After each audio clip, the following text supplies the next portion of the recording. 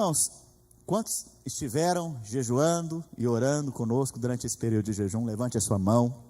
Aleluia. Hoje é o encerramento do jejum. Interessante, o pastor Marcos estava falando aqui mais cedo sobre ativar nosso espírito, né?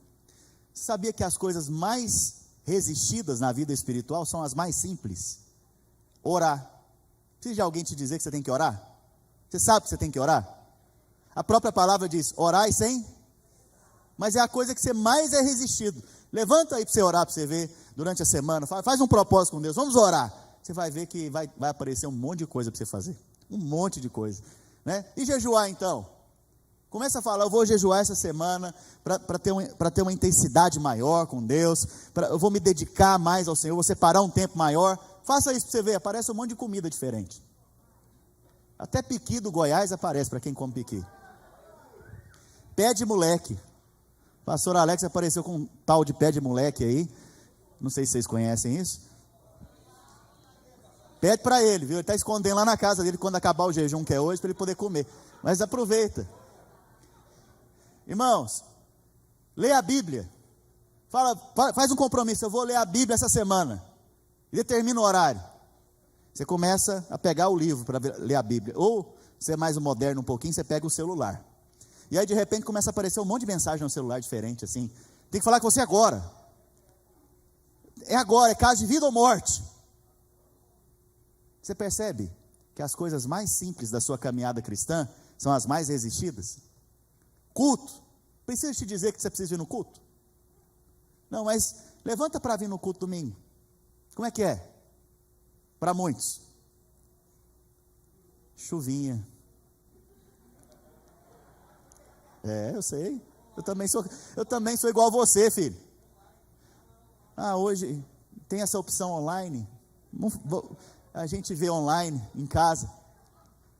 E enquanto você está olhando para a tela do computador ou do celular, você está lá fazendo comida, você está lá fazendo outras coisas, não está prestando atenção, você não recebe. Está vendo que as coisas mais simples da caminhada cristã são as que são mais resistidas? Mas se você permanece nelas, para valer, você vai ver o resultado delas na sua vida de forma prática também. Sabe, então não negocia. Esse período do jejum foi muito bom em algumas coisas como igreja para nós.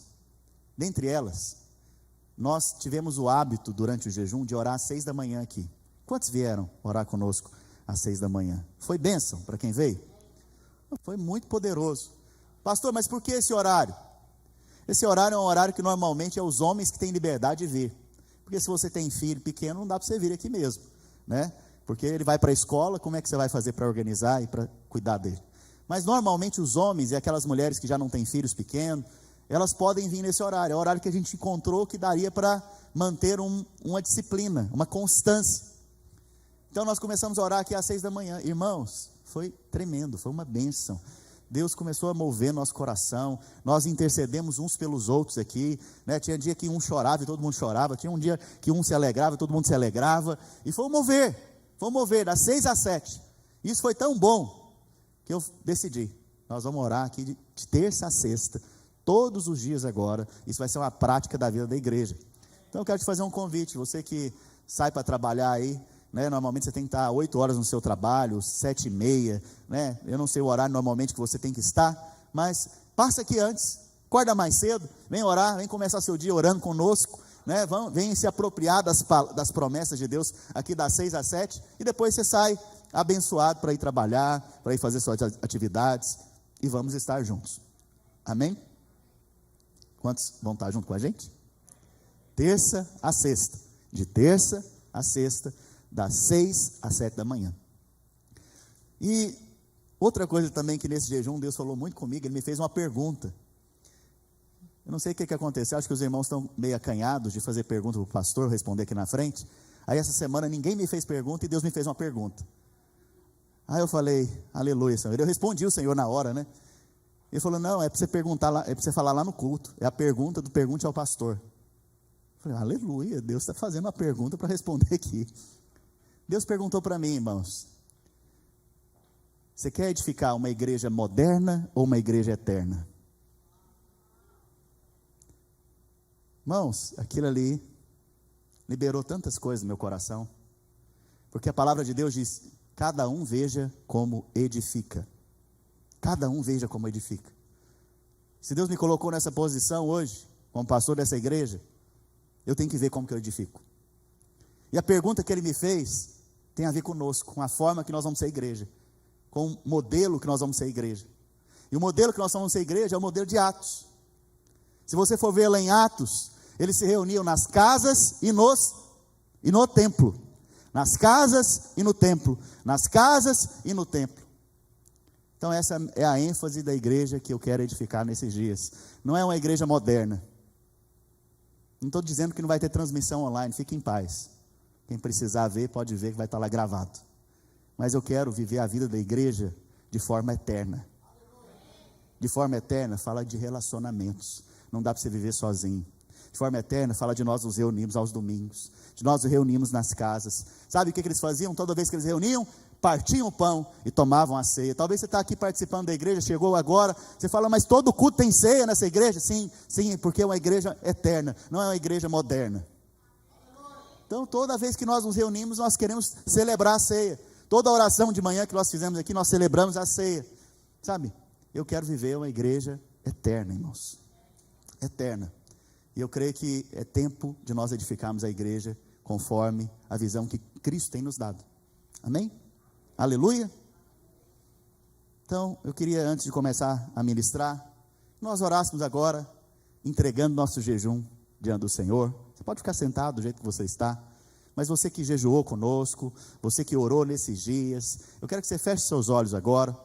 Quero pedir para que você, nesse instante, fale para o Senhor. Fala: Senhor, eu entrego aqui o meu jejum, eu entrego aqui a minha vida, os meus alvos, eu entrego diante do Senhor, tudo isso que eu pedi nesses dias, tudo isso que eu clamei diante do Senhor. E eu também não só entrego diante do Senhor, eu me aproprio, eu recebo agora, pela fé, eu recebo porque o Senhor é meu Pai, e meu Pai que me ouve. Por causa de Cristo Jesus, eu fui feito filho, e o Senhor ouve a minha oração, porque eu fui feito justo. E o Senhor ouve só os justos, e nessa manhã eu me aproprio, eu recebo de tudo aquilo que eu tenho pedido para o Senhor. Eu me aproprio da resposta, eu me aproprio do milagre, eu me aproprio de cada alvo que foi colocado aqui como igreja, de cada oração que foi liberada diante do Senhor. Eu me aproprio da resposta que vem do alto, eu me aproprio da provisão que vem do alto, eu me aproprio das promessas que vêm do alto, em nome de Jesus Cristo. Fala assim comigo: Senhor Jesus,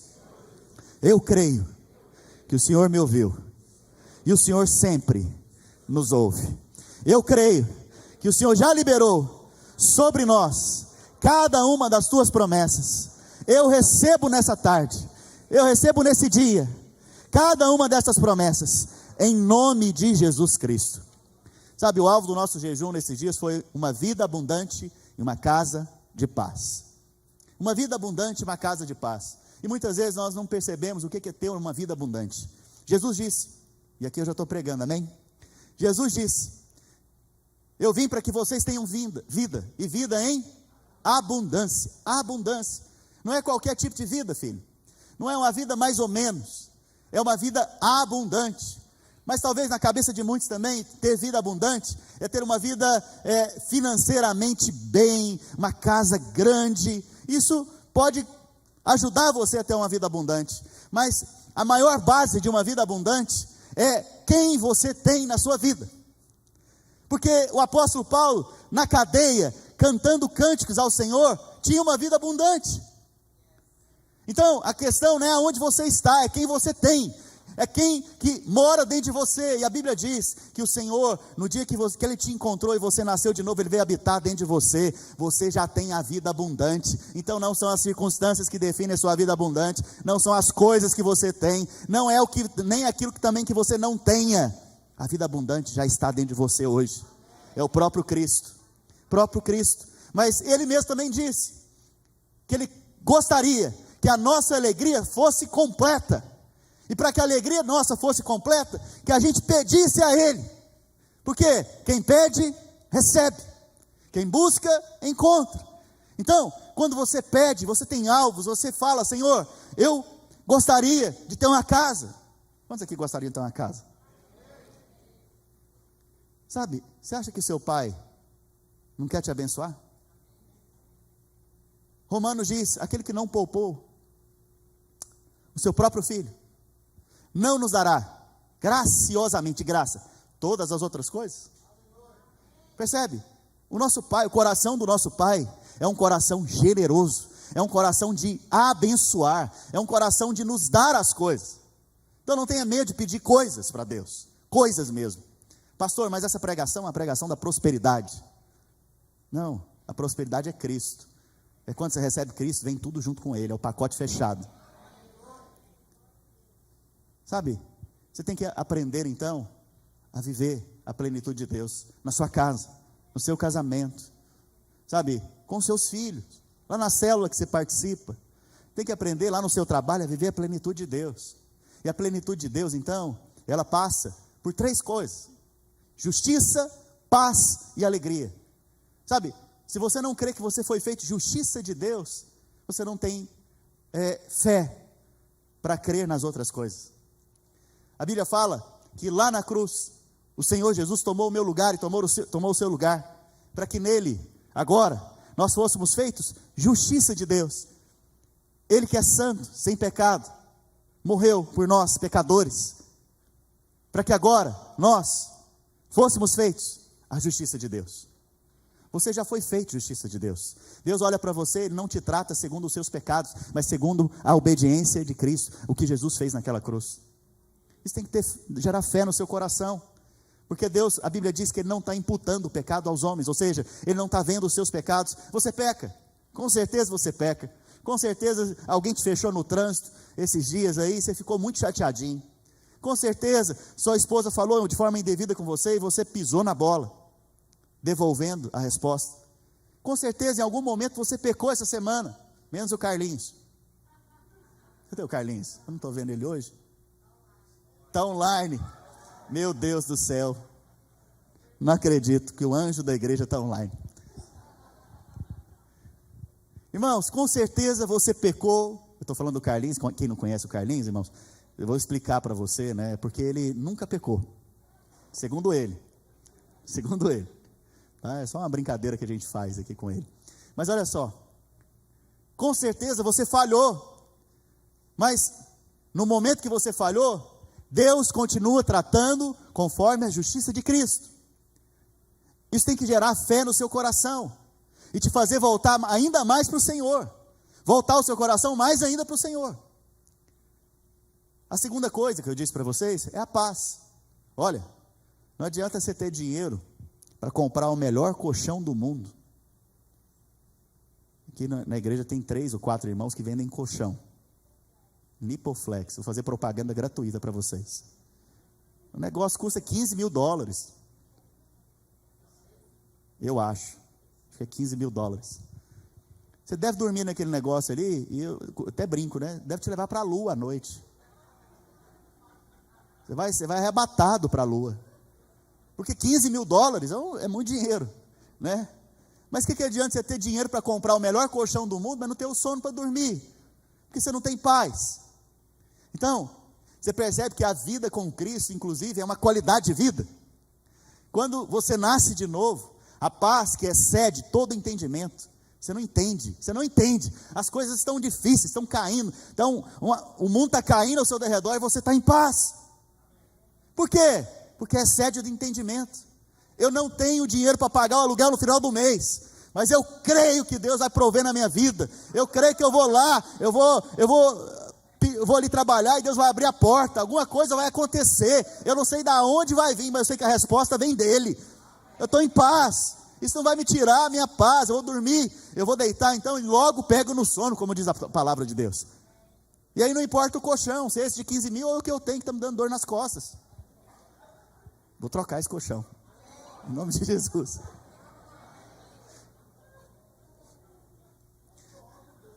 Dois, aleluia. Recebe então. E alegria, justiça, paz e alegria. Alegria, irmãos, tem que haver alegria na sua vida. As pessoas que são radiantes em Deus, elas são alegres. Sabe, a Ana está aqui na minha frente. Alguém conhece a Ana? É uma pessoa que passa desapercebida, mas você vê a alegria do Senhor na vida dela. Ontem ela celebrou o aniversário do cachorrinho dela. Chama Julia Roberts. Tem que ter muita alegria, não tem? Irmãos, mas pensa comigo. Até o cachorro fazer aniversário é motivo de celebração. É um povo muito alegre, não é não? É ou não é? Sabe, homens de Deus, mulheres de Deus celebram as vitórias, celebra as conquistas, celebra os milagres, porque sabe que tudo vem do Senhor. Você tem que demonstrar isso, você tem que ter alegria, sabe, e a alegria do Senhor é a nossa força. Então, você é fortalecido na medida que você dá glória a Deus. Glória a Deus pela minha vida, glória a Deus porque eu tenho um marido abençoado, glória a Deus porque eu tenho uma esposa abençoada, glória a Deus pelos meus filhos, glória a Deus, porque o Senhor é bom, irmãos. Isso vai te enchendo de alegria, você está vendo? Você começa a falar, já vem crescendo fé no seu coração junto. Não dá para você ser um crente paralisado. Por isso que é importante que você fale. Mas eu nem comecei a pregar ainda. Sabe, eu pus no meu esboço aqui, vou começar a falar dele agora. Sabe, existe uma crença entre os judeus, que sobre a cabeça deles, existe uma cachoeira de bênçãos descendo. O tempo inteiro, essa é a crença que eles têm. Mas não é uma crença sem fundamento, é uma crença que tem fundamento sim. Só que você, muito mais do que os judeus, por causa do sangue de Jesus e por causa de Cristo, você tem direito a todas as promessas de Deus na sua vida, todas as bênçãos de Deus na sua vida. Então, olha para a cabeça do irmão que está ao seu lado aí. Está vendo a cachoeira? Tem uma cachoeira de bênçãos descendo sobre ele, irmão. Tem uma cachoeira. Alguém já foi numa cachoeira? É água que não para mais, né? É água que não se interrompe, e ela permanece ali descendo, e a única maneira de você receber aquela água é estando debaixo dela. Eu preciso te dizer, nós já estamos debaixo dessa água, dessa cachoeira. No dia que você foi colocado em Cristo Jesus, a cachoeira está descendo sobre a sua cabeça, porque os céus só se abrem sobre a vida de Cristo. Lembra quando o Senhor foi começar o ministério dele? A Bíblia fala que os céus se abriram, e veio uma voz do céu, dizendo que este é o meu filho amado, e também imediatamente o Espírito Santo pousou sobre ele em forma corpórea de pomba. Você percebe então, que ali os céus se abrem, sobre a sua cabeça hoje tem uns céus abertos, porque você foi feito justiça de Cristo. Mas não é só isso, você também ouve a voz do seu pai hoje, dizendo, você é meu filho amado. Irmãos, isso tem que causar alguma coisa dentro do seu coração. Não é possível que você fique frio com uma palavra como essa, porque se você é o filho amado de Deus, meu filho, você pode ter certeza que Ele cuida de você. Mas não é só isso também, consequente a isso, a Bíblia fala que o Espírito Santo pousou sobre Cristo. Sabe, tem essas três coisas que você tem que ter na sua vida. Uns céus abertos, aonde você for, os céus têm que estar abertos sobre a sua cabeça. E a Bíblia fala que os céus estão abertos sobre a cabeça do justo. Sobre a cabeça do justo há bênção. Provérbios 10:6. Projeta aí, Provérbios 10:6. Provérbios 10:6 diz isso. Sobre a cabeça do justo há bênçãos. Olha na cabeça do irmão de novo aí. Fala, tem uma bênção na sua cabeça agora. Talvez ele é careca. Profetiza. Brincadeira. Tem gente que gosta de ser careca. Normalmente quem é calvo é porque tem mais testosterona, sabia disso? Esses irmãos são mais cheios de testosterona. Preste atenção. Sobre a cabeça do justo há o quê? Bênçãos. Você foi feito justo. A segunda coisa que você tem que lembrar sempre, lembre sempre disso. Todos os dias você tem que levantar de manhã e dizer, eu sou o filho amado. Eu sou um filho amado. Eu sou um filho amado. Por quê? Filhos amados sabem que o seu pai protege eles. Filhos amados não saem por aí fazendo qualquer coisa porque sabem que são amados. Filhos amados, eles não saem por aí andando no pecado, porque eles sabem que eles não vão agradar o coração do pai, porque eles são amados. Esses dias, A minha esposa estava compartilhando comigo, ela esteve com a David Titus, ela pregou uma palavra sobre a mesa. Participar da mesa é participar desse amor da família, participar da aceitação da família. E ela disse que, a David Titus disse que ela recebia então, na sua casa, criminosos, estavam presos durante anos, eles saíam da prisão e ela os colocava em casa para cuidar deles, fazer um processo de reabilitação com eles. Ela e o seu marido têm esse ministério de cuidar daqueles que foram libertados da cadeia. Normalmente eles não têm mais família, ou eles foram rejeitados pela família. E ela conta que na sua experiência, um desses criminosos que veio morar na casa dela, ele participou com ela da mesa, do momento da mesa. Ele nunca havia sentado numa mesa para comer junto com a família. Sabe o que isso quer dizer? Rejeição. A maioria dos criminosos que tem lá fora, você vai olhar o histórico deles, eles foram rejeitados.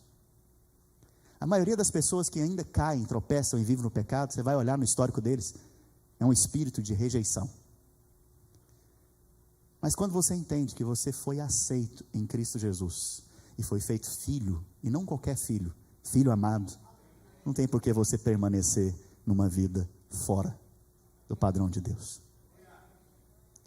Terceira coisa que acontece com os filhos, é que eles são cheios do Espírito Santo. Sabe, nós temos isso disponível sobre as nossas cabeças hoje. Está disponível para você. Se você veio na pregação aqui quarta-feira, você ouviu o pastor Marcos dizendo, tudo é recebido. Você percebe então, que tudo é recebido. Você recebe a filiação, você recebe a justiça, e você recebe o Espírito. Tudo é vosso, e vós sois de Cristo. Tudo já foi dado a nós. E falando dos judeus aqui, da crença deles, eles dizem que por ter uma cachoeira de bênçãos caindo sobre a cabeça deles, o tempo inteiro eles estão falando amém. O tempo inteiro eles estão dizendo amém. Amém significa o quê? Assim seja. Eu recebo, eu me aproprio, eu concordo com o que Deus diz a meu respeito. Por isso que a maior expressão da sua fé é confessar, é falar. Crie, por isto falei. Quando você crê com o coração, você naturalmente vai fazer o quê? Falar. Mas o que muitas vezes nós vemos é gente que não fala nem amém quando eu falo que você é abençoado. Aleluia, mudou, está vendo que muda? Isso é um coração ensinável, irmãos. Nós precisamos de homens e mulheres com corações ensináveis, que ouvem a exortação e respondem em amor, e respondem, corrigem a rota, e caminham dizendo inclusive amém. Sabe, se você entende que você tem uma cachoeira de bênção sobre a sua cabeça, cada vez que uma bênção é liberada sobre você, você tem que dizer amém. Amém. Sabe, o alvo de Deus então para nós é uma vida abundante. Ninguém vai falar amém agora? O alvo do Senhor para nós é essa vida abundante. Em Romanos diz que nós somos herdeiros do mundo. Herdeiros do mundo, não tem como ter uma vida que não seja abundante. Nós fomos feitos herdeiros do mundo em Abraão. Abraão é o pai da fé. Abraão então, porque ele creu, ele se tornou herdeiro. Nós, porque cremos, nos tornamos também herdeiros. Sabe, essa questão de herança, ela é interessante. A herança só é dada depois que alguém morre. No nosso caso, Cristo morreu para que hoje nós recebamos a herança que vem dele. Por isso nós estamos habilitados hoje a receber herança. E vou usar aqui a ilustração que está lá em Êxodo, para te explicar um pouquinho melhor sobre como se apropriar daquilo que Deus já te disse. E também vou te falar duas advertências. Por que hoje ainda crentes, homens de Deus, mulheres de Deus, ainda não desfrutam de uma vida plena e uma vida abundante em Deus? Primeiro, quantos aqui estavam naquela série que eu ministrei sobre o Egito, o mundo? Sabe, Tudo ali no Velho Testamento é sombra da realidade que nós temos hoje em Cristo. Deus nos tirou do mundo. Da mesma maneira, Deus também tirou aquele povo do Egito. E a maneira que Deus os tirou de lá foi depois de juízo e pragas. Mas a última praga, que na verdade é a salvação de Deus, que é a morte dos primogênitos, que é quando então o cordeiro morre. Naquele dia que o cordeiro morreu, aquele povo foi liberto do Egito, foi habilitado a sair do Egito. Eu pergunto, o cordeiro já morreu? Quem é o cordeiro de Deus que tira o pecado do mundo? Ele já morreu. Você já foi livre das garras de Faraó e já foi livre do Egito. Sabe, depois daquele momento então, eles cruzam o Mar Vermelho, que representa o batismo. Por isso que o batismo não é uma coisa simbólica, o batismo é uma experiência espiritual. Quando você decide batizar, você apenas está mostrando para fora aquilo que já está decidido aí dentro. E eles passam então por um caminho no deserto.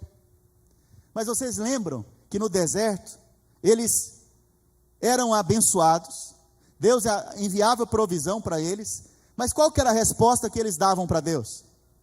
Reclamação, murmuração. Normalmente você reclama e murmura com o quê? Com o quê, irmãos? Não precisa ter muita revelação. Você murmura e reclama usando o quê? Aleluia. A boca. É através da boca que você murmura e reclama.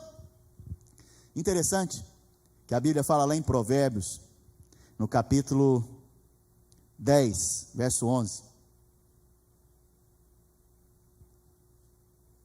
que a boca dos justos é manancial de quê? Vida. Sabe, então, tem coisas que não cabem na sua boca mais como justos. Tem coisas que não dá mais para você manter nos seus lábios. Sabe, quando você muda a confissão, você vai mudar as circunstâncias também. Se você mantém a confissão de derrota, você também vai andar como um derrotado. Pastor, mas isso é fé na fé. Não, não estou pregando aqui fé na fé, porque fé na fé não tem poder nenhum. Não, eu estou pregando para que você creia na promessa que Deus já te fez. Se a Bíblia fala que você é mais do que vencedor, por que você confessa a derrota? Se a Bíblia fala que Ele já pagou o preço, por que ainda você aceita ter que pagar preço? Por quê? Porque muitas vezes você pensa que depende de você. Não depende de você, depende dele. A Bíblia fala então que esse povo foi para o deserto. E quanto mais Deus os abençoava, mais eles murmuravam e reclamavam. Interessante que deserto é lugar de quê, irmãos?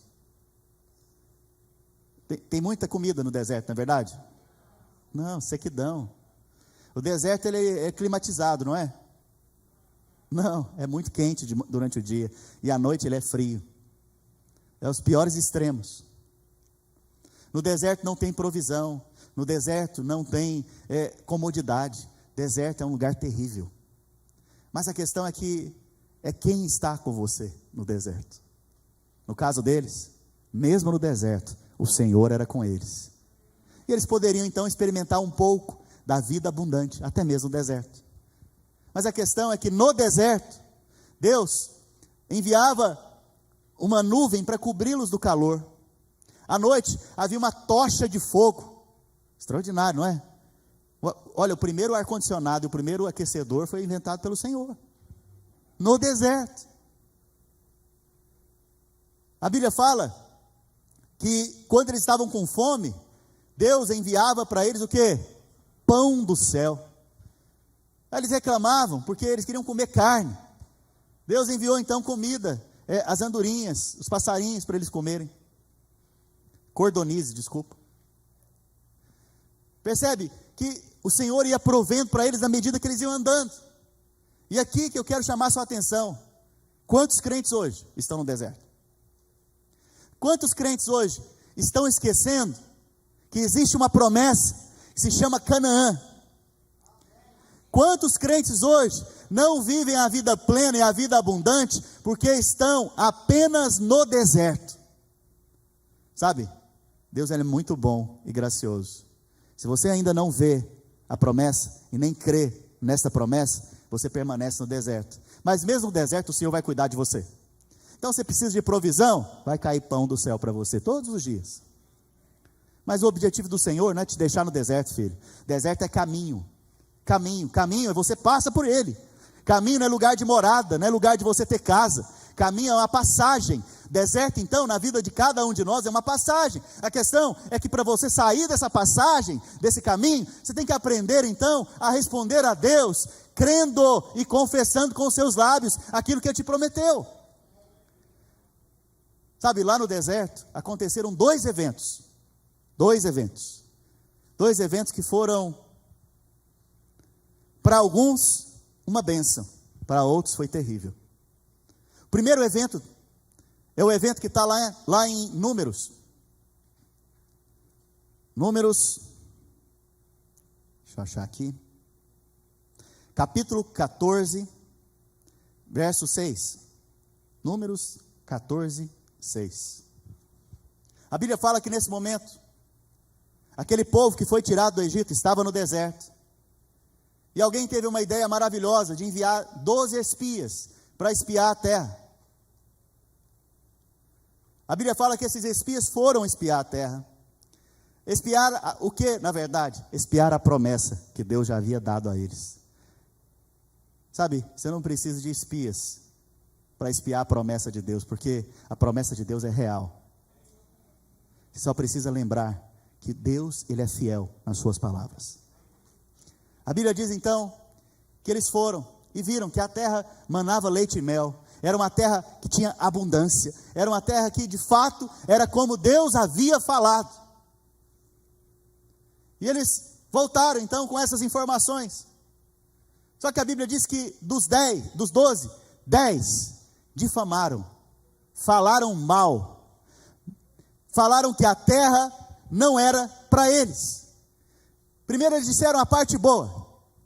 Eles disseram, olha, de fato, a terra mana leite e mel. De fato, a terra tem abundância. De fato, a terra é como o Senhor disse. Mas, cuidado com o mas. Crente não pode viver com o mas. Crente tem que ser sim, sim, não, não. Mas, o que passar disso vem de Satanás. Sabe, esse mas aqui que foi o problema. Mas, a terra tem gigantes. A terra devora os seus moradores. Esse país é difícil demais. Esse trabalho é difícil demais. Esse casamento é difícil demais. Essa situação é difícil demais. Olha, Deus prometeu um casamento para mim. Eu creio no meu casamento. Mas é difícil demais. Espera lá. O que é isso? Você percebe que existe uma incoerência na fala. Sabe, você tem que entender de que espírito você é. Essa semana Deus falou comigo algo. Vou contar para você de graça. É de graça, não vai pagar nada. Perceba as pessoas que chegam perto de você. Com qual espírito elas estão falando? Porque muitos podem chegar com boas palavras, mas estão sendo movidos em qual espírito? Deus começou a ministrar isso no meu coração. A questão não é o que é falado, é com qual espírito que está sendo falado. A questão não é o que se está dizendo, é com qual espírito está sendo dito. E a Bíblia fala que esses 10 homens tinham um espírito diferente de Josué e Caleb. O espírito deles é um espírito de incredulidade. Eu preciso te dizer, irmãos, incredulidade contagia. Como fé contagia. O pastor Marcos, quando ele subiu aqui mais cedo, não contagiou a gente? Porque fé contagia. Mas, se eu estou aqui, indisposto, paralisado, para falar do louvor, vou te falar uma coisa. Se eu estou assim, você vai estar sentado ou dormindo aqui. Por quê? Porque contagia também. Você percebe que a fé contagia, mas a incredulidade contagia. Mas qual foi a maior expressão de incredulidade deles? Falar.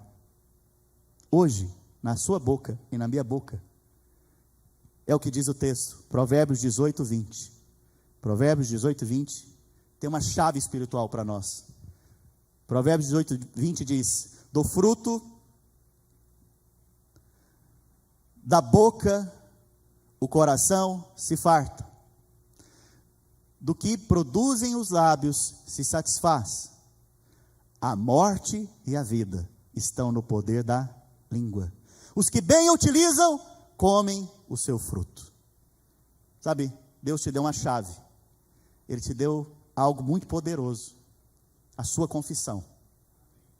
A boca fala que o coração está o quê? Cheio. Então qual que é o segredo espiritual? Não é mistério não, irmãos. É muito simples. Encha seu coração com a palavra, com a promessa, com aquilo que Deus está dizendo a seu respeito. Você tem que aprender hoje a fazer a verdadeira confissão. A confissão de fé. Crie, por isto falei. Crie, por isto falei. Os da fé então são aqueles que falam. Falam do quê? Dos gigantes? Fala dos problemas? Para de dar glória para gigante, meu irmão. Para de dar glória para problema. Começa a dar glória a Deus. Glória a Deus. Abraão se fortalecia dando glória a Deus. Olha, a terra tem gigantes, mas o Senhor já nos deu todos eles. Serão como pão para nós, alimento para nós, para a nossa fé. Glória a Deus. Então, qualquer desafio que aparecer diante de você hoje, não fica exaltando o desafio. Exalta o seu Deus diante dos desafios. Sabe, essa é a maneira que você sai do deserto. Essa é a maneira que Deus te tira do deserto e te coloca dentro de Canaã. Por quê? Porque aqueles que confessam da maneira correta, segundo a fé, segundo o que Deus disse, esses habitam corporeamente, espiritualmente em Canaã. Sabe, o alvo de Deus é levar todos nós para Canaã. O alvo de Deus não é que você pereça no deserto. Mas você vê que os 10 espias tropeçaram, caíram na incredulidade. No final da caminhada, Moisés é um homem de Deus. Até os grandes tropeçam. Só que ele tropeçou de uma maneira terrível. A Bíblia diz que no início da caminhada, o povo teve sede. E o que eles fizeram? Oraram, falaram: Senhor, obrigado, porque o Senhor sempre nos supre. Essa foi a oração deles? Crentes mais antigos que leem a Bíblia, qual foi a oração deles? Reclamação, murmuração. A Bíblia fala então que eles reclamaram que não tinha água. E Deus falou o que para Moisés? Vai lá, Moisés, manda o seu cajado ali na rocha, e dela vai fluir água. O que aconteceu? Olha aqui para mim, olha aqui para mim. O que aconteceu? A Bíblia diz que a rocha foi ferida, e a água saiu da rocha, e todos se alimentaram daquela água. Todos foram supridos daquela água. Aquela rocha é um tipo, é um símbolo do próprio Cristo. Cristo foi ferido na cruz do Calvário, foi ou não foi? Sim, ele foi ferido. Mas no dia que ele foi ferido, nós também agora podemos alimentar-nos dele, saciar a nossa sede. Que antes, lá no mundo, nós fazíamos isso através dos prazeres, através das circunstâncias, mas sempre voltávamos a ter sede. Mas depois que nós bebemos da água que saiu da rocha, a sede foi saciada, nós fomos plenos, nós fomos abundantes e cheios de paz. Mais tarde, no final da caminhada, no limiar para entrar em Canaã, no final da jornada, vai apropriar da promessa, vai experimentar da promessa, está nadando, mas aí Moisés vem agora e morre na praia. Tem coisa pior do que isso? A Bíblia diz então, que o povo começou a reclamar. Irmãos, vou falar uma coisa para vocês. Ser pastor é bênção, mas você ouve muita reclamação. É reclamação de um contra o outro. Você já viu em casa, menino? Eu tenho 2 filhos. É o tempo inteiro um reclamando do outro. É tudo um monte de criança falando um do outro. Então, Moisés agora está recebendo muita reclamação. E ele está irado. A Bíblia fala que ele ficou irado com o povo reclamando. Não é possível. Depois de quase 40 anos, o povo ainda está reclamando. A Bíblia diz então que o povo estava com sede de novo. E Moisés foi ter com o Senhor, e o Senhor falou para ele: vá diante da rocha e fale. Faça o quê? Depois você pode ler isso na Bíblia, está em Números. Fale a rocha, fale. A Bíblia diz então que Moisés chegou com Arão, diante do povo, e falou: seus rebeldes. Uou! Até as crianças clamarão, se vocês não falarem amém.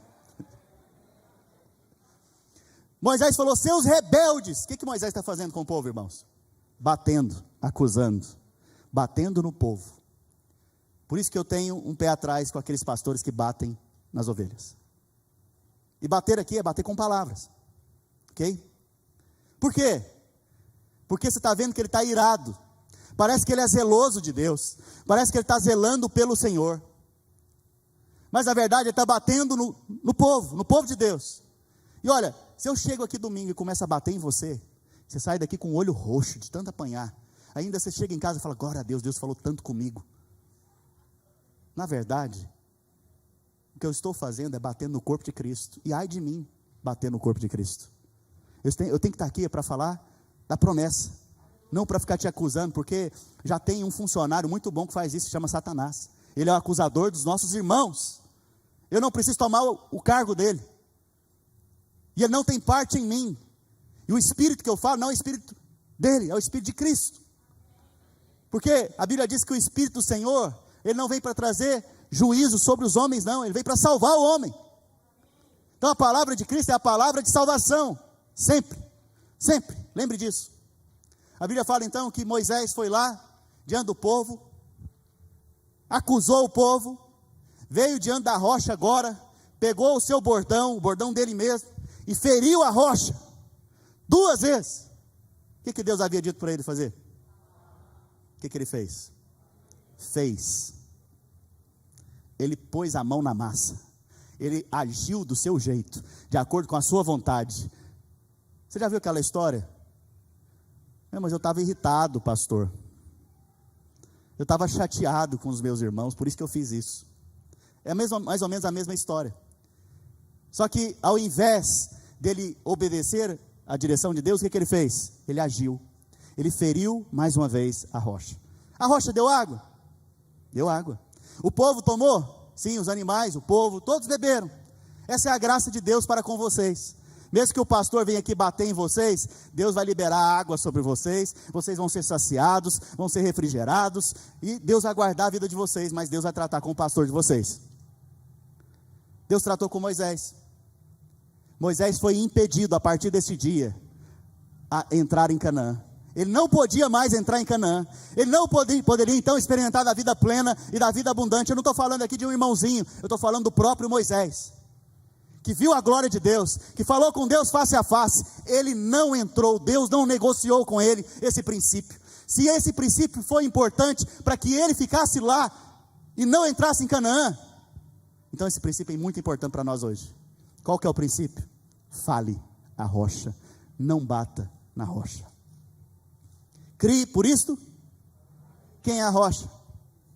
Cristo. Quando você fala para Cristo a sua necessidade, Ele responde a sua necessidade. Você não precisa bater mais em Cristo, você não precisa bater no seu irmão, apenas fale, apenas interceda, apenas ore, apenas peça, porque dele, a rocha, vai vir a água sobre as suas necessidades hoje.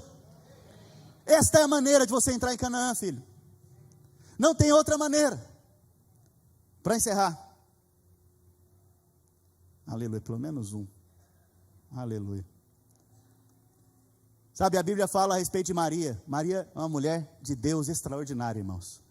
A Bíblia diz que ela provavelmente tinha ali seus 16, 17 anos quando engravidou. Os estudiosos dizem, né? Muito nova, virgem. A Bíblia fala que um anjo apareceu para ela e falou para ela: mulher muito favorecida, muito agraciada, mulher cheia de graça. Hoje está chegando salvação aqui, porque do seu ventre vai vir o Messias, o Cristo. Nesse dia que o anjo apareceu para ela, ela confirmou a promessa. Sabe o que ela disse? Seja feita conforme a sua vontade. Eis aqui a tua serva, seja feita conforme a tua vontade. Preste atenção. Quando eu libero uma promessa sobre a sua vida, quando Deus libera uma promessa sobre a sua vida, a sua resposta diante de Deus é só uma, a mesma de Maria: eis aqui o teu servo, faça a tua vontade sobre a minha vida. Maria gerou o maior mover da história. Ela experimentou do maior mover da história, Cristo Jesus, o Rei da Glória.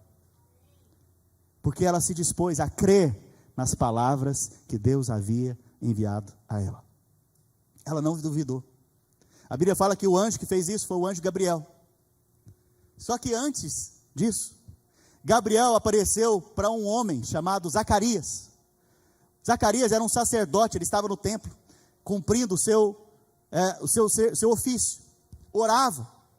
Enquanto ele orava, um anjo apareceu e veio até ele. A Bíblia fala que ele era de idade. Ele e a sua esposa eram de idade, eles nunca tiveram filhos. A Bíblia diz então, fala que esse anjo falou para Zacarias: olha, você vai receber uma bênção, você vai ter um filho, porque Deus ouviu as suas orações. Deus o que, irmãos? Ouviu o quê? Deus ouviu as suas orações, ele trouxe a resposta: você vai ter um filho, e o nome dele vai ser João. Alguém já ouviu falar de João? João Batista. A Bíblia diz então que Zacarias, nesse momento, olhou para o anjo e falou: como que isso vai acontecer? Eu já sou velho. O que ele fez nesse momento? Duvidou, não creu. Olhou para quem? Para as circunstâncias, para ele mesmo. Todas as vezes que você olha para a circunstância, para você mesmo, a incredulidade vai encher o seu coração. Todas as vezes que você olha para Cristo, para quem prometeu, seu coração vai se encher de fé. A Bíblia diz então que o anjo Gabriel falou para ele: a partir de hoje, você vai ficar mudo. Mudo. Mudo. Irmãos, a partir daquele dia ele parou de falar. E foram 9 a 10 meses, aproximadamente, mudo, mudo. Isso é graça de Deus, sabia? Por que é graça de Deus? Porque se ele confessasse a incredulidade, ele não veria o milagre. Por isso que vale mais um crente mudo do que um crente que confessa a derrota. Vale mais um crente calado do que um crente que fica falando asneira, fica falando mal. Vale mais um crente calado, que ele se passa por sábio, do que um que fica falando à torta e à direita aí, derrotas, derrotas e mais derrotas. A Bíblia fala que então, Zacarias agora,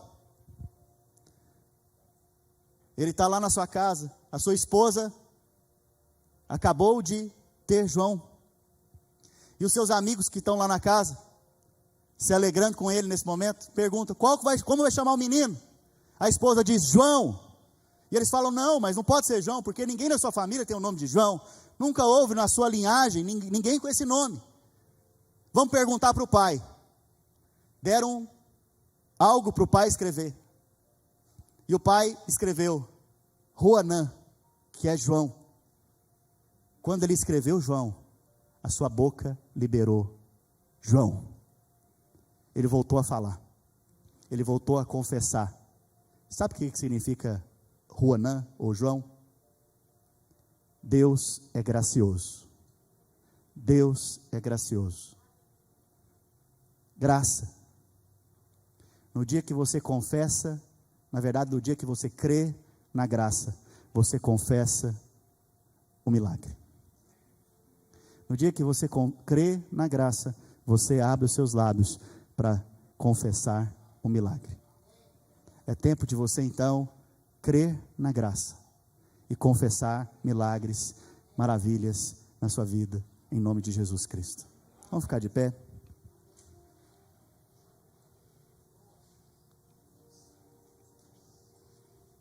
Sabe, eu quero te desafiar hoje a tirar a palavra de derrota da sua boca. Nós não somos aqueles que falamos do que vemos, porque nós não andamos pelo que vemos. Nós somos aqueles que falamos do que cremos. Porque quem prometeu é fiel para cumprir. Sabe, esses dias um irmão me mostrou, falou: pastor, olha aqui, ó, meu green card foi declinado, não foi aprovado. Nesse momento ele tem duas opções: ou ele crê na derrota, ou ele permanece crendo que Deus já deu o green card para ele. Sabe, circunstâncias contrárias vão poder chegar na sua vida. E chegarão, certamente chegarão. Porque a Bíblia fala do dia mau. Dia mau vem para todos. Vem para todos. Mas aprenda que existe um ano inteiro, um ano aceitável do Senhor. O dia é mau, mas existe um ano inteiro de bênção sobre a sua vida, sobre a sua cabeça.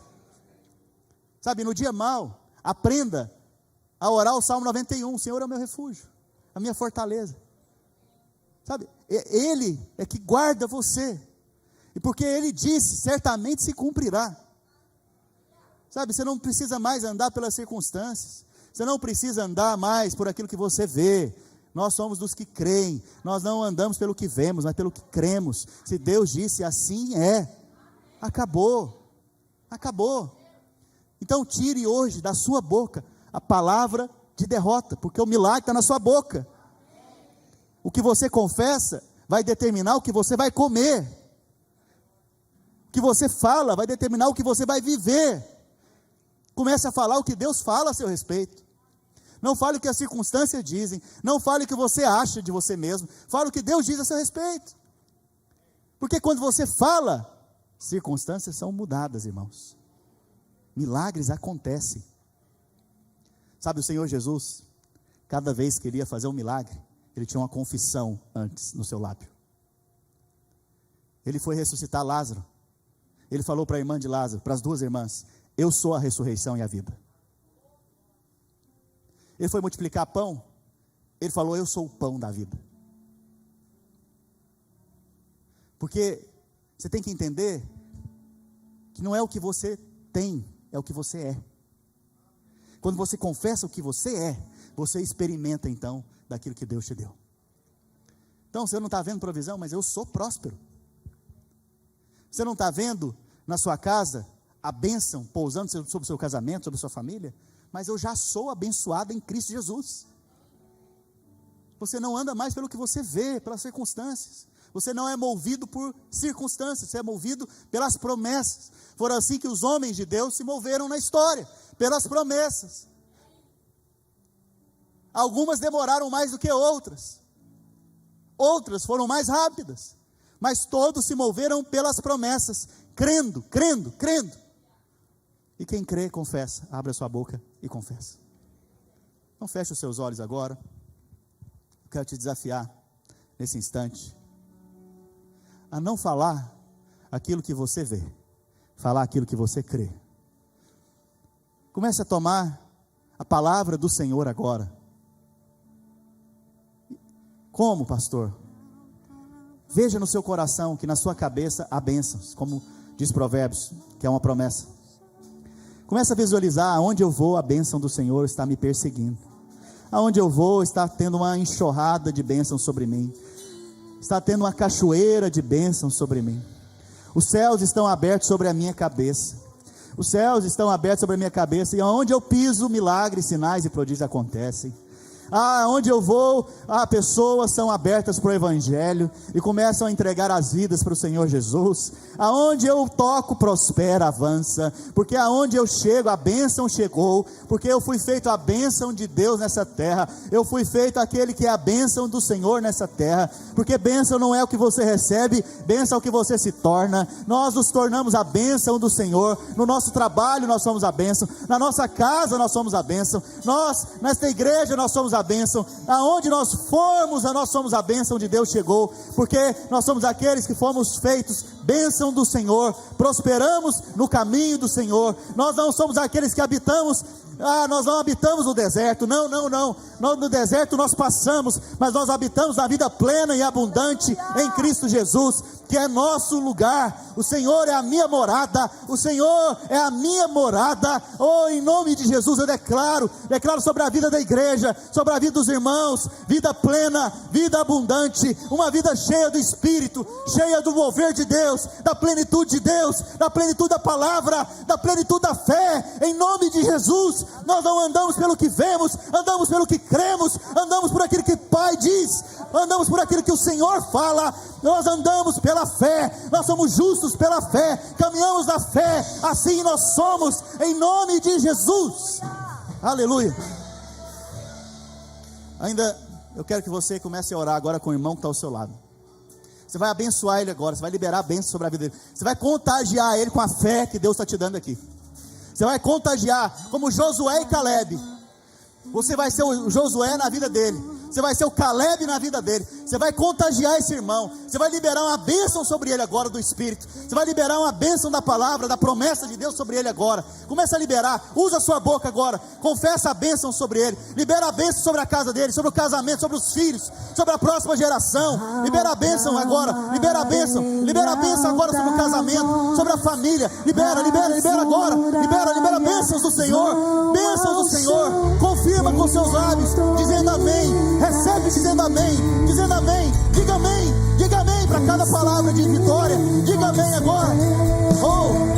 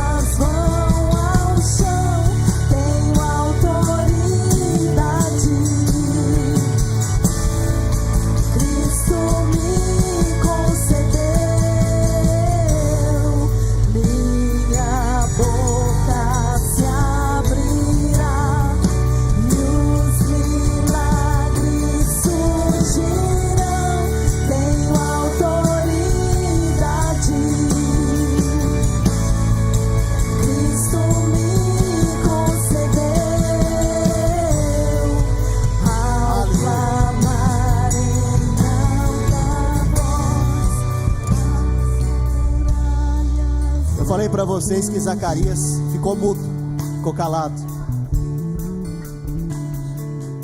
Estava cantando essa música aqui e me veio a imagem de Jericó. Jericó, quando Deus enviou o povo para conquistar Jericó, por 7 dias eles ficaram calados, porque antes eles perderam a terra da promessa porque falaram de forma errada. Deus, sendo sábio, deu uma direção para eles: fiquem calados, porque senão vocês vão perder Jericó. Mas a Bíblia fala que ia ter um momento em que eles iriam falar. Na verdade, eles não iriam falar, eles iriam gritar. E enquanto eles gritassem, as muralhas iam cair. Esse período de jejum, irmãos, é um período de falar a rocha, de dizer a rocha. Mas eu creio que hoje, no final do jejum, é o tempo de se apropriar de cada promessa que Deus já nos deu, porque nós vamos ver as muralhas caírem. Talvez até hoje você confessou derrota, ou você ficou calado, mas eu quero te desafiar agora a dar um brado, um júbilo, um grito de vitória aonde você está. Mas não vamos fazer isso de qualquer maneira, não. Nós vamos fazer isso em fé, na loucura mesmo, na loucura dos loucos da fé. Eu quero que você feche os seus olhos agora.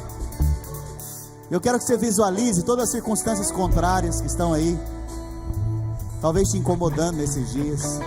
Visualize todos os alvos que você tem orado diante do Senhor. Visualize tudo aquilo que você quer que caia agora, porque vai cair em nome de Jesus. E quando eu contar no 3, eu quero que você dê um brado de vitória. Esse brado de vitória é para declarar: eu recebo a vitória em Cristo Jesus. Esse brado de vitória é para declarar que você está recebendo vitórias nesse dia, em nome de Jesus Cristo. Que não é pela sua força, não é pelo seu potencial, pela sua sabedoria própria. Não. É a vitória que Deus traz a nós hoje, diante de todas as circunstâncias. Feche os seus olhos agora, então. Feche os seus olhos agora. Feche os seus olhos em fé agora. E no 3 você vai dar um brado de vitória. Enche o seu pulmão de ar. Enche o seu pulmão de ar agora. 1, 2, 3. Aleluia! Glória a Deus! Possuímos a terra! Aleluia! Aleluia! Aleluia! Aleluia! As muralhas vão ao chão.